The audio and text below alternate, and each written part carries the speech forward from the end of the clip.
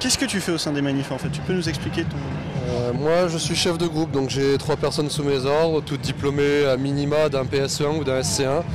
Et on organise des secours de premier ordre sur les manifestations des Gilets jaunes. D'accord. Et alors c'est quel organisme? Là nous c'est les Croix Bleues, ce qu'on appelle Medic Jeune 33 sur Facebook, mais les Croix Bleues, les Street Medic 33. D'accord. Alors c'est une association officielle ou c'est juste informel? Un regroupement officiel de personnes diplômées, mais en aucun cas en associatif. D'accord. Pourquoi tu as choisi de faire ça?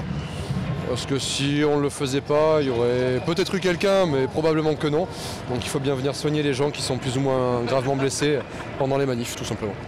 Bah, nous, ça fait 3 mois qu'on est sur site et tous les samedis.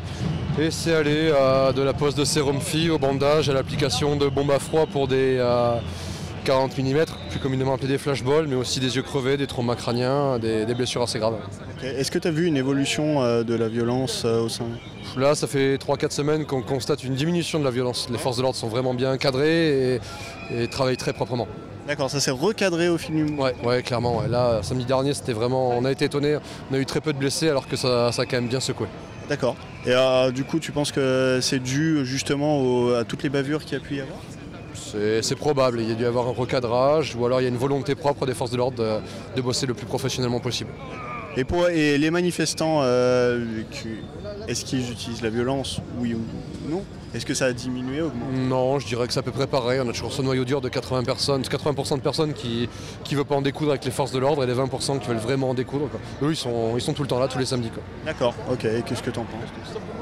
Qu'est-ce que tu en penses de ce noyau dur, du coup? Ils essayent de faire bouger les choses à leur niveau. Est-ce que c'est la bonne technique? Ça, j'en sais rien. Et puis, on s'y intéresse pas parce que la particularité de notre mouvement, c'est qu'on est entièrement neutre.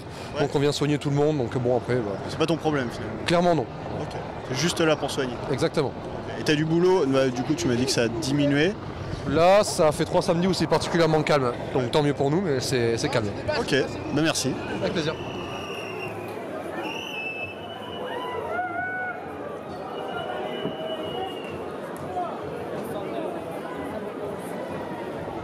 C'est la combienième fois que tu viens le samedi? Oh, ça fait au moins la 7 fois. Oh non, plus que ça. Plus que ça 9 ou 10, ouais. La première, on n'a pas pu venir. Je sais plus. Les ronds-points un peu ou juste le samedi? Comment? Les ronds-points un peu la semaine? Les ronds-points, oui, à Saint-André-de-Guisac. Ah, vous en faites partie? Non, je ne fais pas partie des ronds-points, des leaders des ronds-points, mais je vais au rond-point pour rencontrer des gens avec qui je parle et ça me permet de voir la situation et de ressentir les besoins des citoyens. D'accord. Qu'est-ce que tu en penses de l'évolution des Gilets jaunes? Est-ce que vous avez réussi à avoir des trucs? Comment tu vois les réponses du gouvernement? Oui, bien sûr, ils ont obtenu... il y a eu des avancées. Moi, je vois qu'il y a eu des avancées par rapport aux retraités, par rapport à la CSG, mais c'est pas... c'est infime, quoi, par rapport à ce qu'il pourrait y avoir. Si on avait vraiment un homme qui gouvernait ce pays, qui serait un vrai gouvernant, je pense qu'on aurait d'autres avancées plus significatives. Tu crois à plus de... Il est surtout basé sur le fric, sur l'État fric, et c'est ce qui fait que les avancées ne sont pas ce qu'elles sont, parce qu'ils se moquent de nous. En même temps qu'il y a les gilets jaunes, il augmente les prix de la vie courante, les prix de l'EDF, et tout ce qui va, les prix le prix du gasoil qui a remonté, le prix des autoroutes qui a flambé. On se moque de nous. Est-ce que tu penses que fondamentalement il peut vouloir baisser ses prix? Est-ce qu'il a intérêt à le faire, lui? Est-ce que c'est lui qui peut le faire? Emmanuel Macron, enfin le gouvernement. Je ne sais pas trop aussi. Oui, il doit pouvoir déjà supprimer la TVA sur les produits de première nécessité. L'eau, le gaz, l'électricité, ça ne devrait pas être sujet à TVA. Tout ce qui est de première nécessité, le sucre, les pâtes, tout ça, ça devrait être exonéré de TVA. Les aliments pour les enfants et tout, après il faut voir. Mais... Si je peux changer de sujet, tu oui. Crois au RIC? Comment? Le RIC. Le RIC, j'y crois pas trop, parce que je ne sais pas si ça amènerait beaucoup de gens aux urnes. Parce que le nombre de gens qui s'expriment dans les urnes, il représente, c'est pas représentatif, quoi. Et je ne sais pas si ça va amener la population à aller voter quand même. Tu votes, toi? Comment? Tu votes? Bien sûr. Depuis que j'ai le droit de voter, je vote. Les élections présidentielles, par exemple, tu crois que ça peut changer quelque chose? L'élection présidentielle. Mais on vient de là, oui, voilà. de l'élire. Non, non, je ne sais pas. Honnêtement, je ne sais pas. Même la dissolution de l'Assemblée nationale, je ne sais pas si ça peut changer quelque chose. Compte tenu que moi, ça serait que de moi, le vote serait obligatoire. D'accord. C'est pas un abus de démocratie. Mais est-ce que tu crois que élire des représentants pour qu'ils fassent des trucs à ta place, enfin, moi je serais plus à voter directement les lois. Après.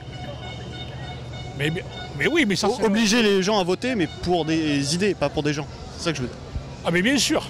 Chaque groupe politique a ses idées. Et, après, Oui, mais est-ce qu'ils les respectent? Bien sûr qu'il y en a qui respectent. Moi, je suis adhérent du Parti communiste parce que je suis encarté dans le parti. Je suis adhérent du Parti communiste et mon parti, il a toujours essayé de respecter l'intérêt des gens et fait ce qu'il fallait faire pour que les gens vivent dans un monde meilleur.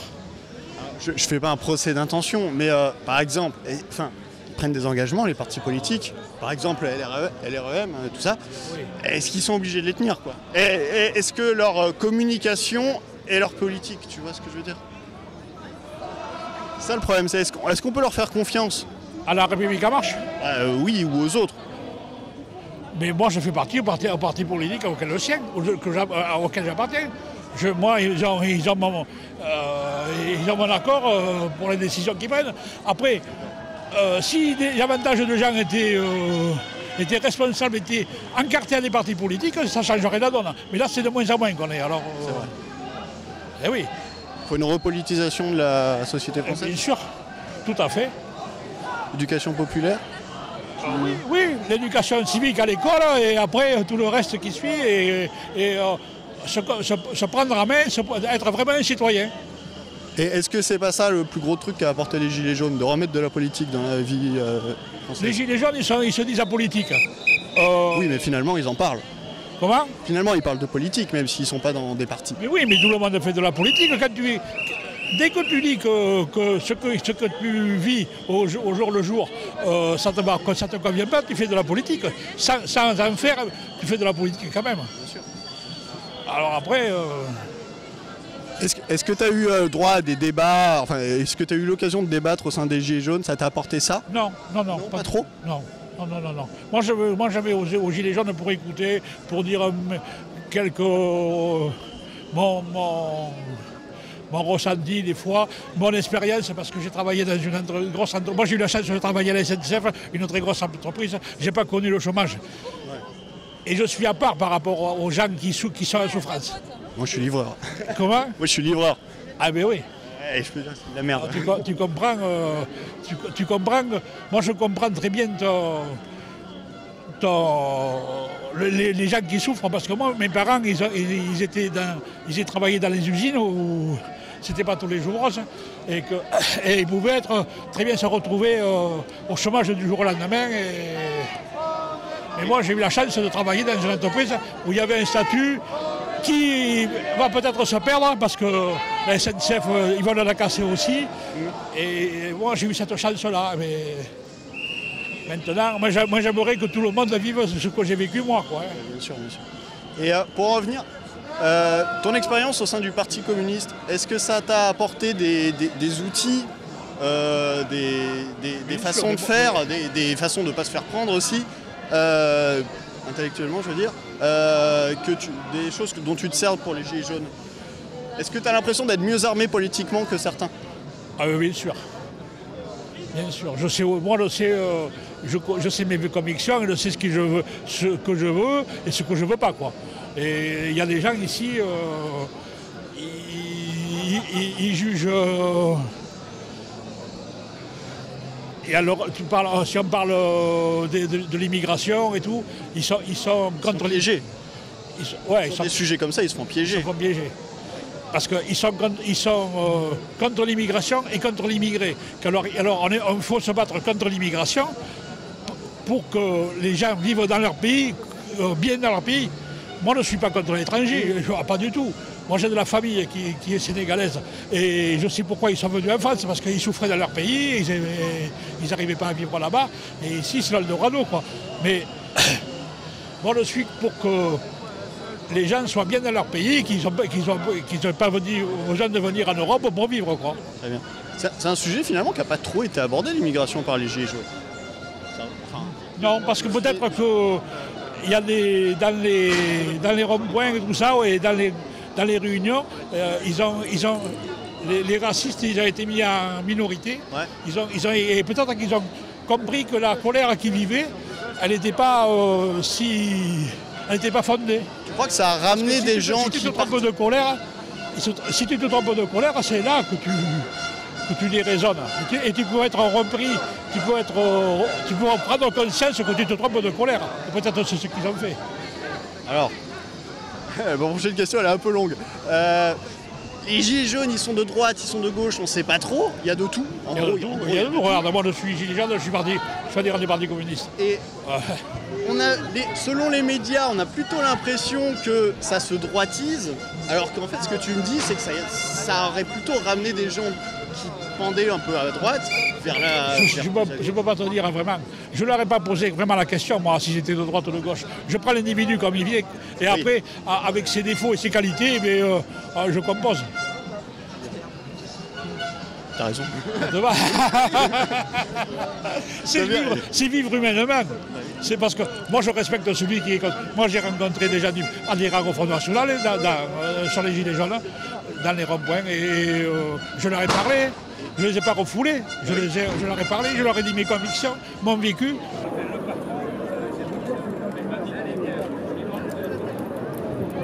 Depuis le début. Depuis le 17 novembre. Depuis la première semaine. Ouais, on a fait tous les samedis. Moi, j'en ai juste loupé 2. D'accord. Voilà, mais sinon, ouais, depuis mi-novembre. D'accord. À Bordeaux ? Ouais, toujours à Bordeaux. Toujours à Bordeaux. Ouais, okay. Et qu'est-ce que tu penses de l'évolution du mouvement ? Eh bien, écoute, moi, je suis plutôt mitigée. Je t'avoue que je continue à venir parce que la lutte sociale, je me sens concernée.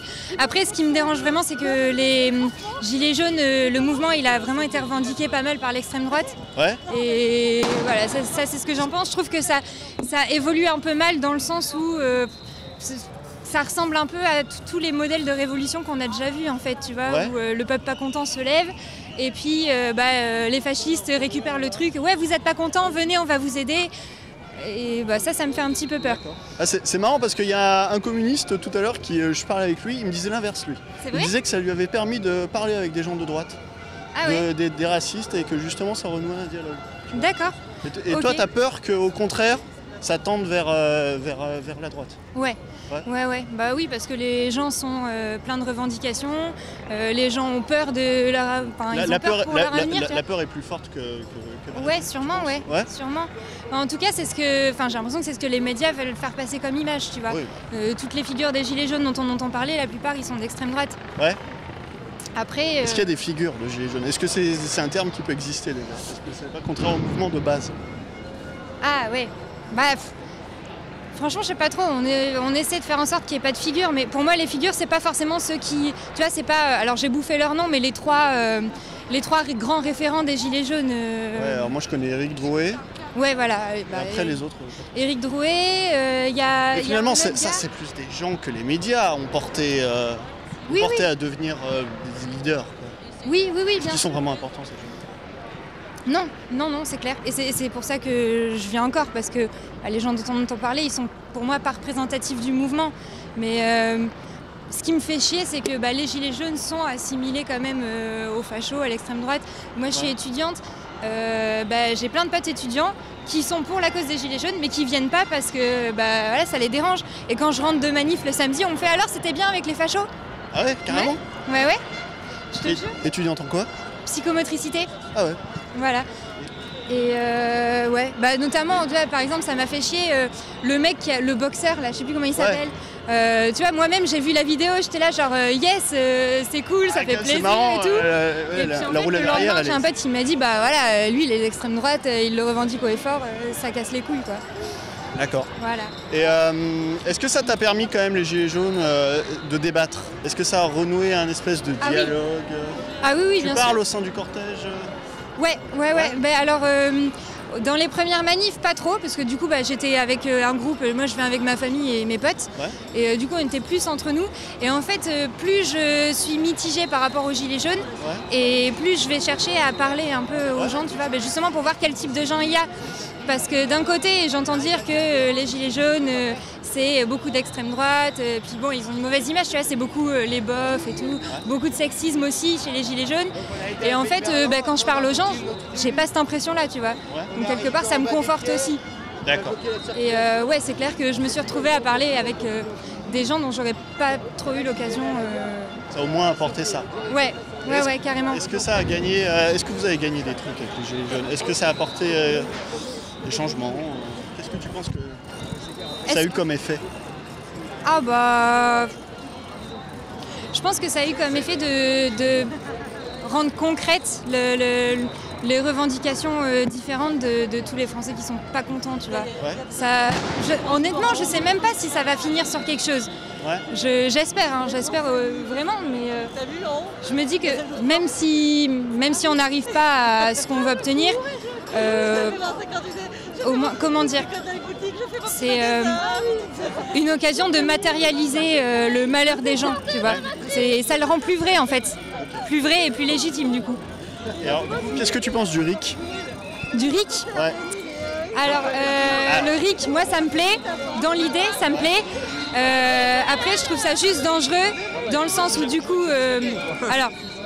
faut le prendre avec des pincettes ce que je dis. Je dis pas que donner du pouvoir au peuple c'est dangereux, hein, parce que de toute façon, le peuple, c'est quand même à lui d'assumer ses responsabilités.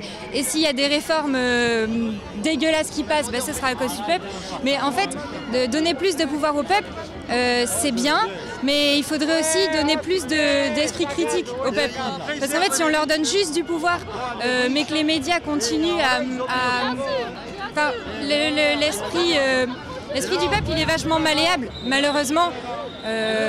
Et dans un contexte qui pousse les gens à se tirer la bourre, à la précarisation. Moi je le vois très bien, la précarisation ça fait qu'on s'en c'est ça, la précarisation, puis même tu vois par exemple le terrorisme, les médias ils véhiculent une image du terrorisme et tout, donc je pense que le RIC ça pourrait fonctionner, mais en complémentarité avec une espèce d'éducation du peuple français. Éducation populaire? Alors éducation dans le sens où on leur apprendrait à penser par eux-mêmes, donc éviter la désinformation, éviter les infos toxiques. Quand tu vois qu'au JT qui passe à la télé, ils modifient les images, tu vois, ils modifient des panneaux de manifestation, c'est dingue. Et en fait le RIC ça serait cool si la première loi votée par le RIC, ce serait une loi qui limiterait les médias en fait. Ouais. Alors, ou qui contrôlerait un peu plus les médias pour viser à les rendre plus objectifs. J'ai envie de répondre, les médias sont déjà contrôlés, mais pas par les bons en fait. Oui, c'est ça. Je verrais, ils sont trop contrôlés à la limite. Oui, ils sont trop contrôlés, mais en fait, c'est ça le truc, c'est que moi j'y connais rien, tu vois. J'ai demandé à mes potes en droit d'essayer de m'inventer une loi, tu vois, qui réglerait ce problème-là en fait. Mais, et alors ils ont pas réussi. Ils ont pas réussi. Non. Il faudrait qu'ils travaillent plus. Ouais. Mais voilà. Je pense que vraiment un travail à faire sur les médias et sur les informations qui sont passées au peuple. Et après le RIC, ça serait pertinent.